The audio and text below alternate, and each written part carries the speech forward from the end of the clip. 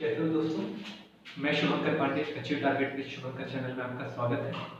हम राष्ट्रपति प्रेसिडेंट को पढ़ रहे थे। प्रेसिडेंट की अब जो शक्तियां हैं, उन शक्तियों में जो कार्य करने की प्रकृति है, उसमें हमें राष्ट्रपति की वीटो शक्ति को पढ़ना है। कुछ छोटे छोटे लेक्चर बना लेते ताकि आपको समझ में आ जाए। तो हम वीटो शक्ति को पढ़ते हैं, राष्ट्रपति वीटो कैसे करता है। तो वीटो शक्ति को जब पढ़ना है तो भारतीय संविधान है, भारतीय संविधान का अनुच्छेद 111 मतलब 111, इस 111 वीटो शक्ति के बारे में चर्चा की गई। आर्टिकल 111 में जब वीटो शक्ति के बारे में चर्चा की गई है तो हमें उसके बारे में पढ़ लेना है। इसमें भारतीय संविधान में अगर वीटो की बात करें तो भारतीय संविधान में राष्ट्रपति को जो वीटो की शक्ति दी है वो 3 वीटो की शक्ति दी गई है। एक वीटो की शक्ति हमारे राष्ट्रपति के पास नहीं है। एक वीटो की शक्ति जो है वो अत्यधिक वीटो की शक्ति जो हमारे देश के राष्ट्रपति के पास है। एक वीटो की शक्ति जिसे हम कहते हैं निलंबनकारी कार्य वीटो की शक्ति जो हमारे राष्ट्रपति को दी गई, और एक है पॉकेट वीटो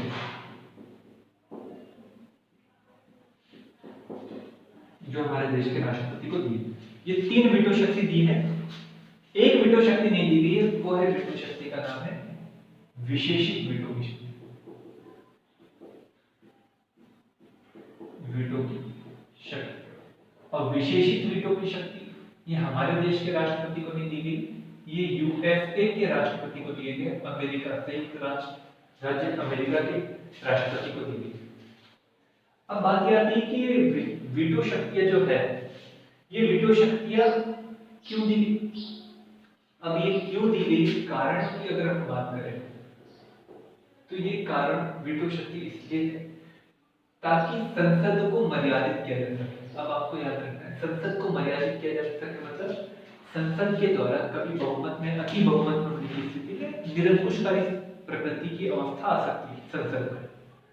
इस निरंकुशकारी प्रकृति की अवस्था को लगाम लगाने के लिए, ताकि लोगों के मौलिक अधिकारों की रक्षा की जा सके, उस वजह से राष्ट्रपति को ये विवेकाधीन शक्तियां दी गई। ये शक्ति जो है वीटो शक्ति आर्टिकल 111 के अंतर्गत है। इसमें 3 प्रकार के वीटो की बात की गई। एक जो है वो अमेरिका के राष्ट्रपति के पास, हमारे पास नहीं है। अत्यधिक वीटो की शक्ति का मतलब यह है कि कभी संसद के द्वारा कोई विधेयक को पारित किया जाता है, मतलब संसद पारित नहीं किया जाता है, इसलिए जैसे रखिए कि संसद के द्वारा कोई विधेयक को पारित किया गया या संसद में कोई सामान्यतः कोई गैर सरकारी सदस्य के द्वारा विधेयक को प्रस्तुत किया गया और प्रस्तुत करने के बाद में उसे लोकसभा से और राज्यसभा से दोनों जगह से पारित किया। तो पारित किए जाने के बाद में राष्ट्रपति इसके ऊपर वीटो लगा देता है, और वो जो वीटो रहता है वो रहता है अत्यधिक वीटो। ये तब लाया जाता है, प्राय में एक शब्द पहले कह चुका हूं, वो है गैर सरकारी सदस्य। गैर सरकारी सदस्य क्या होते हैं उसे भी थोड़ा समझिए। तो गैर सरकारी सदस्य का मतलब ये है कि ऐसे सदस्य जो मंत्रिमंडल के अंतर्गत शामिल नहीं होते हैं, वे सभी सदस्य गैर सरकारी सदस्य कहलाते हैं। और ये समय समय पर बिल को लाते रहते हैं, जिसे प्राइवेट मेंबर बिल भी कहा जाता है। दूसरे शब्दों में कहा जाता है तो आप इससे अच्छे से समझोगे, प्राइवेट मेंबर बिल भी कहा जाता है। तो ऐसे बिल जब कभी भी पारित हो जाते हैं तो ऐसे बिलों को थोड़ा समाप्त करने के लिए राष्ट्रपति जिस वीटो शक्ति का प्रयोग करता है उसे कहा जाता है अत्यधिक वीटो शक्ति। ठीक है। अब ये लाया क्यों जाता है, ये सरकार का ध्यान आकर्षित करने के लिए, और सरकार राष्ट्रपति को यहाँ पर वीटो करने के लिए क्यों कहते हैं, क्योंकि प्राइवेट व्यक्ति के द्वारा लाया गया बिल शायद जो चिंतन की बात होनी चाहिए वे शायद कम हो, व्यवस्थित रूप ना हो। तो व्यवस्थित रूप में लाने के लिए सरकार राष्ट्रपति को कह देती है कि आप इसके ऊपर वीटो कर दीजिए, ताकि हम इसे ही बिल को बाद में एक अच्छे मशीनरी में सलाह मशवरा करके खिलाए, इसलिए वीटो करवाते हैं। एक है निलंबनकारी वीटो। निलंबनकारी वीटो जो है अत्यधिक वीटो से थोड़ा अलग है। ये निलंबनकारी वीटो शक्ति जो है संसद के द्वारा अगर कोई बिल हो, संसद के द्वारा कोई बिल को पारित किया जाता है और बिल पारित हो जाता है संसद में, उसके बाद राष्ट्रपति को भेजा जाता है। राष्ट्रपति क्या करता है, जब राष्ट्रपति के पास भेजा जाता है तो राष्ट्रपति इस बिल को एक बार पुनर्विचार के लिए भेजता है। इस पुनर्विचार के लिए भेजने की प्रकृति को ही कहा जाता है निलंबनकारी। मतलब एक बार मैं मना कर रहा हूं, आप इसमें देखिए कुछ गुंजाइश है सुधारने की, तो आप उसे जरूर सुधारिए और सुधारने के बाद में आप फिर से मेरे पास में भेजिए। ये निलंबनकारी। अब इसमें एक शब्द याद रखिएगा, एक बार निलंबित कर सकता है राष्ट्रपति, एक बार हो सकता है, परंतु पुनः संसद हूबहू या अपेक्षित संशोधन के बाद में, हूबहू या अपेक्षित संशोधन के बाद में यदि संसद पुनः उस विधेयक को राष्ट्रपति के पास भेजती है तो राष्ट्रपति को हस्ताक्षर करना क्या है, बाध्य है। राष्ट्रपति को हस्ताक्षर करना क्या है, बाध्य है। कोई दिक्कत है क्या? नहीं। तो निलंबनकारी वीटो समझ में आया।